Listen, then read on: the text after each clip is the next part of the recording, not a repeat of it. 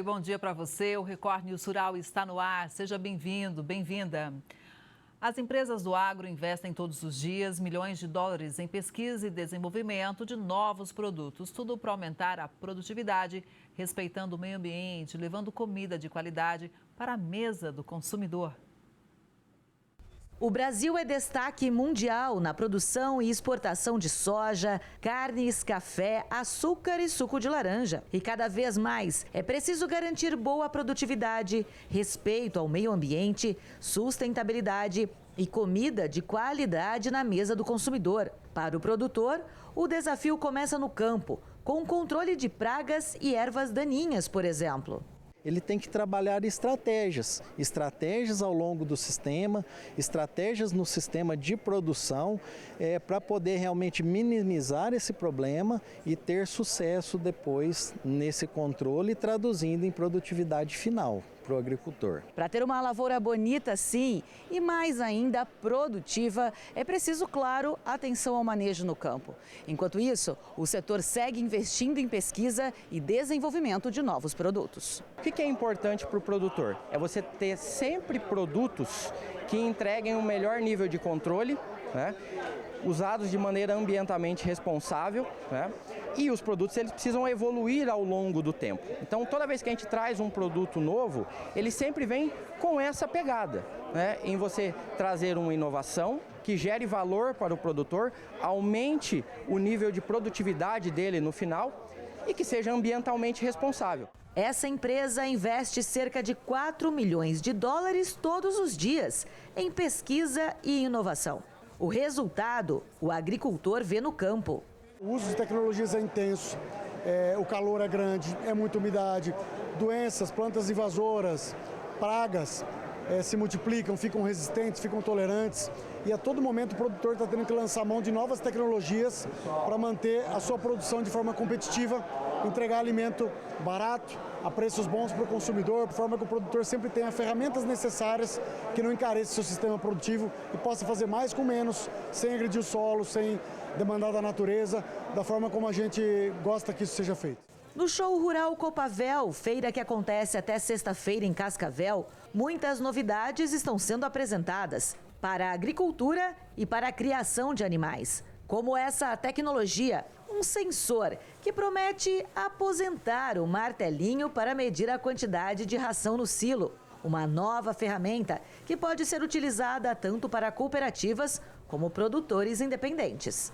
Então é uma tecnologia que ajuda muito na profissionalização da cadeia produtiva da proteína animal. A chuvarada de fevereiro acende um alerta para o produtor de hortaliças. Água demais pode prejudicar a plantação e isso exige cuidados especiais por parte do agricultor para evitar prejuízos. Na produção de hortaliças, o tempo é curto, o ciclo é rápido e a dependência do clima é diária. Basta uma sequência de chuvas fortes para o solo ficar encharcado, o que causa o apodrecimento das raízes e aumento das doenças fúngicas e bacterianas. Na Ceasa de Uberlândia, quem vive da horta sente na pele. O Luciano produz há 40 anos. O produtor de hortaliça vai ficar complicado de agora para frente. Um que aparece muitos tipos de doenças que não tinha antigamente. Uns anos atrás se plantava folha, já era muito bom, mas hoje, se a pessoa não tiver um pouquinho de paciência e sabedoria, não vai não. A chuva muda o ritmo da lavoura e muda também o valor do produto. No box do seu Darcy, a cabeça de alface e o coentro são vendidos a R$ 4,00. Ele comercializa um pouco mais caro porque o produtor investiu na hidroponia. Foi a forma que encontrou de lidar com o tempo de cheia e tem dado certo. É porque a mercadoria fica escassa, né? Então aí a gente consegue um preço melhor e uma venda melhor também. E quando a chuva dá uma trégua, vem esse mormaço, um calor abafado. E com a instabilidade do tempo e o mercado que cobra, o produtor precisa encontrar alternativas. E muitas vezes a solução não vem de fora, vem da observação da própria natureza. O Elivan cultiva hortaliças há 8 anos. Devido à escassez de mão de obra, hoje ele faz tudo sozinho. Como a cultura requer muitos cuidados, ele acabou optando por apostar em outra também, a bananicultura. Para aproveitar o espaço, ele plantou as bananeiras entre os canteiros, o que acabou ajudando a proteger um pouco as hortaliças. Quando há sol, as folhas largas das bananeiras oferecem sombra a elas. E quando há chuva, as bananeiras que gostam de água ajudam a drenar o solo. Mas mesmo assim, tudo em excesso causa algum problema, porque, por exemplo, essa época de alta umidade causa um problema que a gente chama de cigatoca amarela, que é uma doença fúngica nas folhas. Então, assim, a gente tem que estar sempre entrando com controle, porque a alta umidade, muita chuva causa esse fungo nas bananeiras. Mas não dá para depender só disso. São várias estratégias. Recentemente, o Elivan investiu em cerca de R$5 mil em um caminhão de esterco e utiliza dessa forma, fazendo uma espécie de cama. Esse método tem basicamente a mesma intenção que o uso do mulch, mas com a chamada cama de galinha, o produtor tem mais liberdade para manusear e acelerar a produção se necessário. Eu jogo, sempre faço uma camada de cama de frango, né? E essa camada depois a gente molha por um certo período, mas agora por esse período chuvoso a própria chuva se encarrega dessa parte, porque senão ela vem queimar também a muda. A muda a gente já traz ela do viveiro já, né? Pronta, no ponto de pôr na terra, e quando você põe na terra é só você fazer a molhação adequada, né, para que ela venha dar um fruto e um resultado bacana. O Elivan produz cerca de 60 dúzias de cheiro verde por semana e 400 peças de alface e couve. Parte é repassada para escolas da região e a outra é comercializada na feira por aproximadamente R$ 3,00 a unidade. Segundo o CEAPA, nessa época é esperado uma redução de até 30% na oferta de hortaliças na região. Eu faço o que eu posso, né? Eu uso plástico no canteiro. Mas não deixa de faltar alguma verdura, igual a couve, que sempre é difícil também. Então, a gente faz o que pode. Mesmo com todas as dificuldades, o produtor não desiste da cultura. Porque se de um lado o clima reduz a produtividade, do outro, a menor oferta eleva os preços e garante uma rentabilidade que mantém a atividade de pé. Entre perdas e adaptações, seguir na horta ainda é uma escolha viável para quem conhece a terra e vive dela. A minha preocupação maior é daqui 5, 6 anos, porque a geração que está vindo não tem a mesma expectativa e não tem a mesma visão que a gente tem, que é de acreditar que a terra, você trabalhando, você investindo, ela te dá o sustento e o resultado conforme o seu esforço. A desvalorização do café ganhou força em fevereiro. O motivo está na estimativa de safra recorde. Dados do CPEA confirmam o movimento de baixa nos preços até janeiro. O clima favorável pressionava as cotações. As chuvas em bons volumes beneficiaram regiões produtoras importantes. Agora, novas estimativas ampliam o cenário de recuo. A Conab indica possível colheita recorde no Brasil.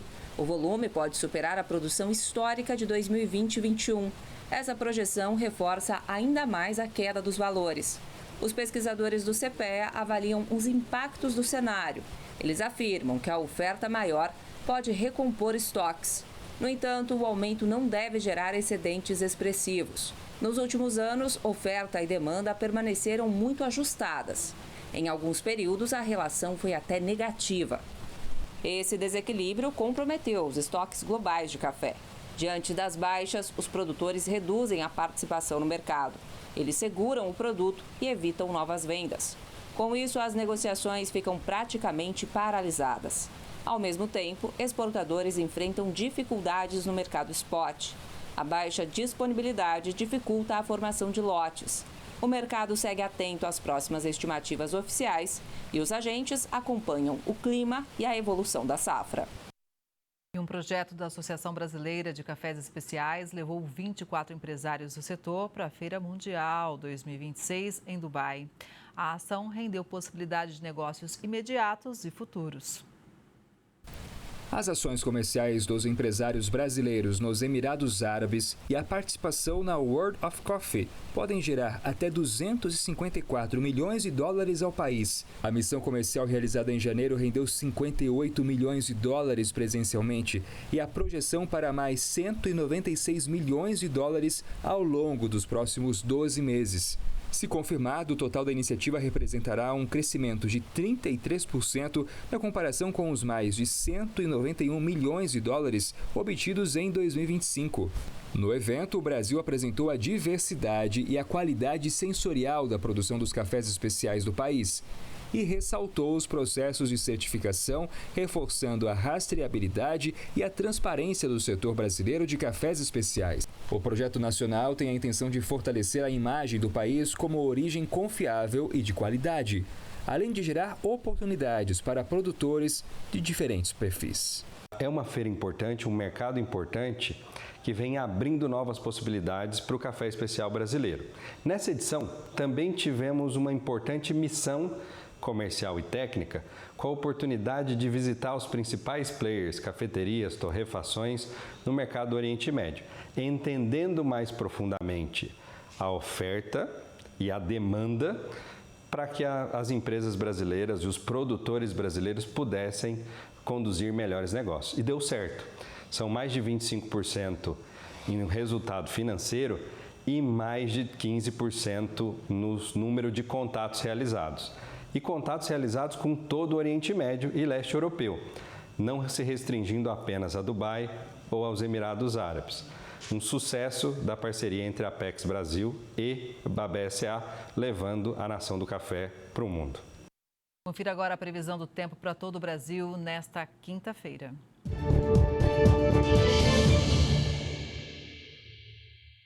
A quinta-feira será marcada pela atuação de uma área de baixa pressão entre o Paraguai e o norte da Argentina, reforçando instabilidades no sul e parte do centro-oeste. No sudeste, o calor e a umidade favorecem pancadas típicas de verão, enquanto no nordeste e norte, as pancadas de chuva continuam. E o calor predomina na maior parte do país. Chuva fraca no norte do Paraná desde cedo. No Rio Grande do Sul, pancadas moderadas a fortes atingem o sul, sudoeste e oeste do estado, com risco de temporais. E pela manhã, a chuva avança pela metade sul gaúcha. Ao longo do dia, as instabilidades se espalham pelo Paraná e por Santa Catarina, com pancadas moderadas a fortes. Há risco de temporais no centro-sul gaúcho, incluindo a região metropolitana de Porto Alegre. E há chance de acumulados elevados em alguns pontos. E as rajadas de vento variam pela região, podendo chegar até os 70 km por hora na faixa oeste gaúcha. No sudeste, chuva fraca desde cedo no norte, oeste e interior de São Paulo, norte do Espírito Santo, além do sul e oeste de Minas. À tarde, as pancadas ganham força pelo estado paulista, na metade sul do Rio, além do centro-oeste, sul, Triângulo e Zona da Mata Mineira, com risco de chuva moderada a forte. Chuva forte desde cedo em Mato Grosso e em áreas do interior e sul de Mato Grosso do Sul. À tarde, as pancadas aumentam no estado mato-grossense, além de Goiás. Em Mato Grosso do Sul, chuva moderada a forte em grande parte do estado e há alerta para temporais na maior parte de Mato Grosso. Enquanto em áreas do oeste e sul mato-grossense, o tempo fica mais aberto. Em Campo Grande, o sol aparece entre nuvens pela manhã. E ao longo do período, a nebulosidade aumenta mais. No Nordeste, as pancadas ganham força ao longo do dia no Maranhão, Piauí, Ceará, Rio Grande do Norte, áreas da Paraíba e de Pernambuco, extremo oeste e litoral da Bahia, além de Sergipe, com risco de temporais em alguns pontos. E no norte, chuva moderada a forte desde cedo no Amazonas, Pará, Tocantins e Acre. À tarde, as instabilidades ganham força nesses estados. E também em Rondônia. E a zona de convergência intertropical mantém o tempo instável no Amapá. E há risco de temporais pela região norte do país. O dia será marcado por calor e pancadas fortes, com risco maior de temporais no sul, centro-oeste, parte do norte e nordeste. Então vale redobrar a atenção com a chuva desta quinta. Ontem você viu aqui no Record News Rural que o agronegócio brasileiro empregou 28,58 milhões de pessoas no terceiro trimestre de 2025, ou seja, um aumento de 2% ou de quase 569 mil pessoas frente ao mesmo período de 2024, conforme levantamentos do Centro de Estudos Avançados em Economia Aplicada, em parceria com a Confederação da Agricultura e Pecuária do Brasil. Este é o maior contingente registrado para um trimestre de toda a série histórica que começou em 2012. Hoje a gente analisa esses dados. E quem vai explicar tudo para a gente é a Cristiane Quartaroli, que é economista da FEA-USP. Bom dia, Cristiane. Seja muito bem-vinda ao Record News Rural. Olá, Kelly. Bom dia a todos. Olha, um dado muito importante, né? Porque realmente foi um recorde. O que justifica esse número, hein? Olha, Kelly, a gente teve um ano bastante positivo o ano de 2025, ele foi muito positivo para o agronegócio aqui no Brasil, né? Os dados do PIB refletiram isso e claro que isso acabou se refletindo também nos indicadores de emprego do setor. Como você bem mencionou, né? Teve um crescimento forte nesse trimestre. Isso mostra que o setor ele tem apresentado um dinamismo superior à média nacional, né? Sustentado aí pelo aumento da produção da agroindústria e dos serviços que também estão ligados à questão da agropecuária e do campo. Cristiane, e quando a gente olha, por exemplo, a geração de empregos do setor agro, comparando com o Brasil de uma forma geral? Olha, Kelly, olhando os indicadores mais amplos que a gente tem do setor de emprego, né, o setor do agronegócio ele representa cerca de 30% do total de ocupados no país, ou seja, é mais de 1 em cada 4 trabalhadores brasileiros que depende diretamente ou indiretamente deste setor. Cristiane, a gente mostra, claro, imagens dos trabalhadores no campo. Obviamente, da porteira para dentro, tem muita mão de obra que é necessária, porém, as agroindústrias vêm demandando cada vez mais. Sim, inclusive eu acho que um dos fatores que também tem contribuído para esse crescimento, tanto do agronegócio quanto do emprego no agronegócio, é a mudança que estamos tendo no setor, né? Claro que a gente tem muitos trabalhadores rurais ainda hoje em dia, mas a gente está vendo uma industrialização no setor, né? E, então, a gente está vendo um crescimento também em outros setores dentro da agroindústria, né? Como, por exemplo, na parte de mecanização, tá? Então, eu acho que a gente tem que pensar no setor de agronegócio como um setor mais amplo, né? E com essa mudança que a gente está vendo também dentro do próprio setor, que tem contribuído para essa melhora tão expressiva que a gente viu em 2025. Pois é, e a tendência, então, que essa melhora toda também traga uma melhor remuneração, Cristiane. Sim, a gente viu isso, né, nos dados da CPEA, né, que numa pesquisa que a Exalc publicou, o rendimento médio aumentou um pouco também dos trabalhadores, segundo essa pesquisa. Comparando com os outros setores, a gente viu esse aumento do rendimento médio em outros setores também, por conta da conjuntura econômica que a gente teve, né? A gente teve uma queda de inflação, então tudo isso favoreceu também para esse comportamento de melhora no rendimento médio. Mas é importante destacar essa melhora também para o setor agropecuário. Pois é, e é uma melhora fundamental até para manter esse trabalhador no campo, porque, Cristiane, várias vezes aqui no Record News Rural, vários segmentos do agro já relataram muitas vezes dificuldade de contratação. Então, essa remuneração maior, ela é fundamental até para incentivar que as pessoas continuem no setor. Sim, exatamente. Quando você tem uma melhora na remuneração, tende a atrair mais trabalhadores e a conter também trabalhadores que pensariam em mudar para algum outro setor por conta dessa melhora no perfil do rendimento. Pois é, agora da porteira para dentro, quando a gente faz esse recorte do período, também houve um aumento do contingente de 0,7%. Isso é importante também porque é um dado concreto em relação à nossa pecuária e agricultura. Uhum. Você comentou sobre a pecuária, né? A pecuária foi um dos setores que mais cresceu no ano passado, né? A gente teve um crescimento forte, então a gente teve essa retenção bastante evidente no setor da pecuária.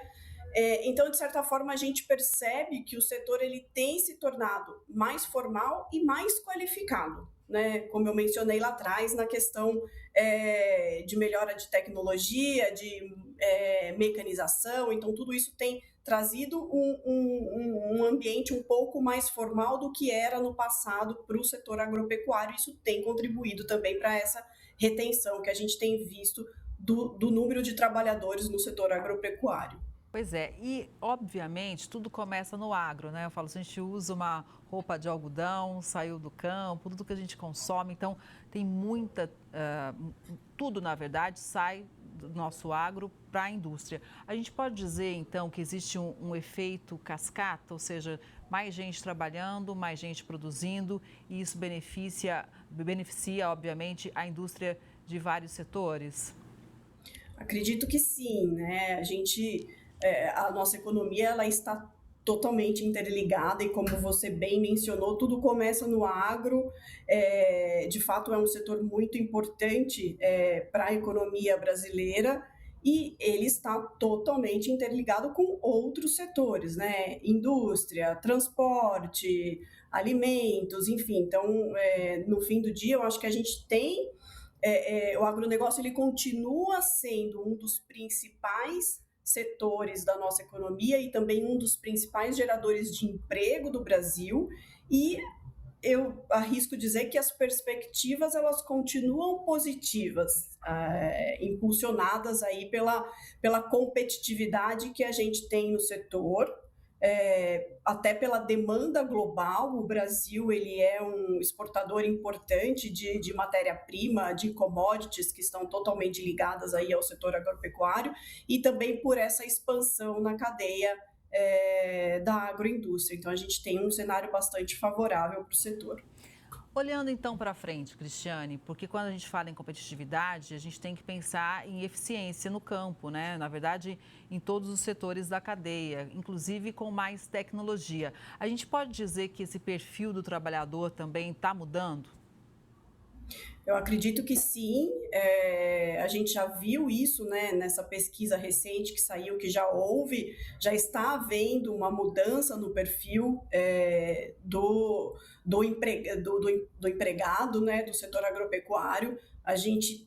O setor agropecuário está demandando um perfil um pouco mais formal, até por conta desse aumento dessa tecnologia no setor, e isso tende inclusive a contribuir para que as remunerações sejam também melhores no futuro. Tá, então, para a gente ampliar um pouquinho a análise, Cristiane, quando a gente olha de uma forma mais abrangente, o que esperar, hein, pela frente?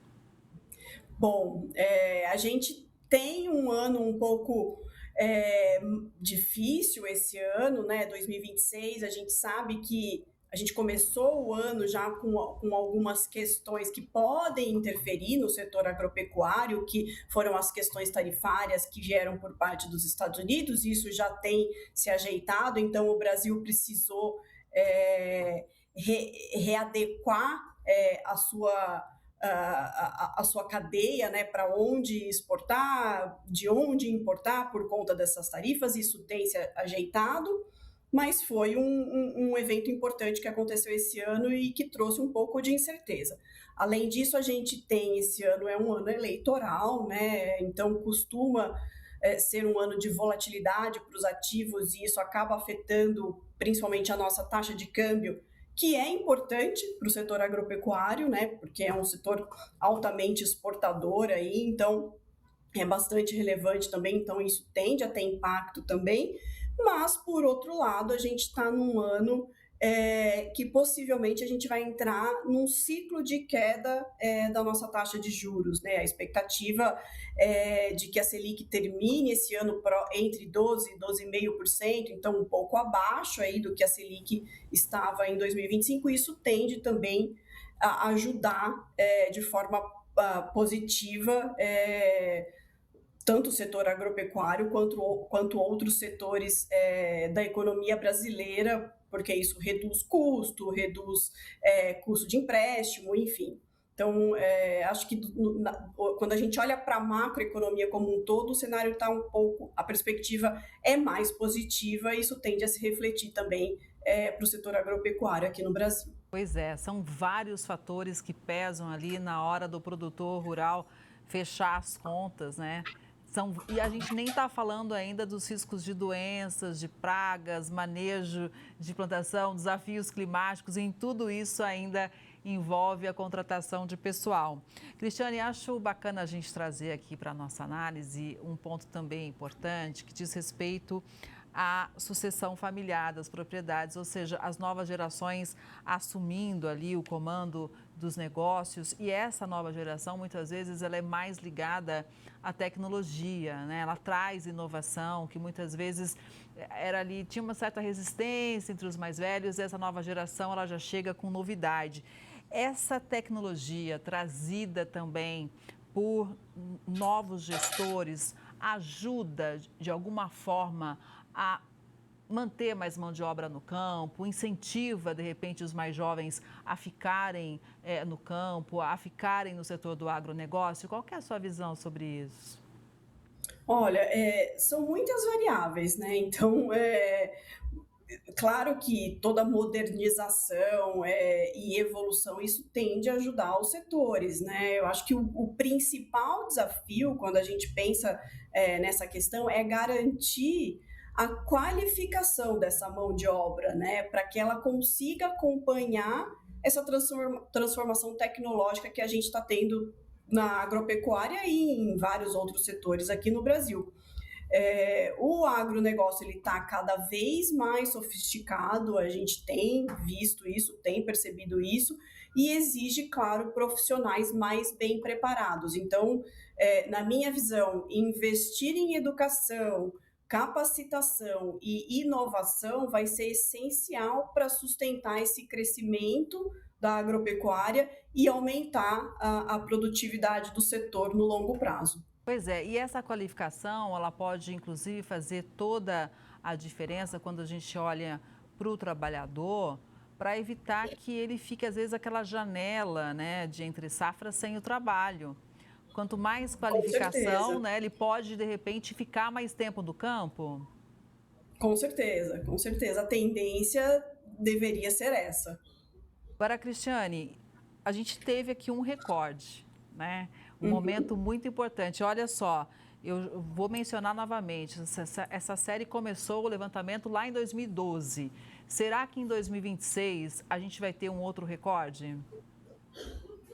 Aí é difícil dizer, né? Na verdade, a expectativa, de forma geral, para os indicadores de emprego este ano é de piora, né? Então, o que significa isso? A tendência é que a gente comece a ver um aumento na nossa taxa de desemprego e uma ligeira piora aí nos dados de contratação também. Por quê?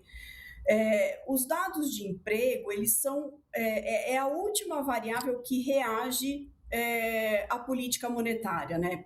Por que eu estou dizendo isso? Quando a gente tem um aumento na taxa de juros, né, o Banco Central ele aumenta a taxa de juros para controlar a inflação, né? E isso aconteceu, a gente viu a inflação cedendo ao longo de 2025, a gente está num nível de inflação mais baixo já agora em 2026. Mas, por outro lado, os juros elevados, ele tem efeito em outras variáveis, né? E na atividade econômica, o efeito ele é ruim, né? Então, você aumenta a taxa de juros, a atividade econômica cresce menos. E, portanto, aumenta o desemprego. E a taxa de desemprego, como eu estava mencionando lá atrás, é a última que reage, né? A gente fala que tem um período em economês, a gente fala que a defasagem ela é um pouquinho maior. e a gente vai começar a sentir esses efeitos agora em 2026. Então, a tendência é que, se eu tivesse que ligar minha bola de cristal aqui, de que a bola de cristal do economista, né? É de que talvez a gente não veja um recorde nos dados de emprego esse ano por conta disso, porque agora a gente vai sim sentir os efeitos da taxa de juros de 2025 agora em 2026 nos dados de emprego. Vamos seguir acompanhando então. Cristiane, muito obrigada pela análise, foi importante demais te ouvir. Um bom dia para você e até a próxima. Obrigada, bom dia, até a próxima. Até. Essa edição do Record News Rural fica por aqui. Obrigada pela sua audiência. A gente se vê no próximo programa. Até lá.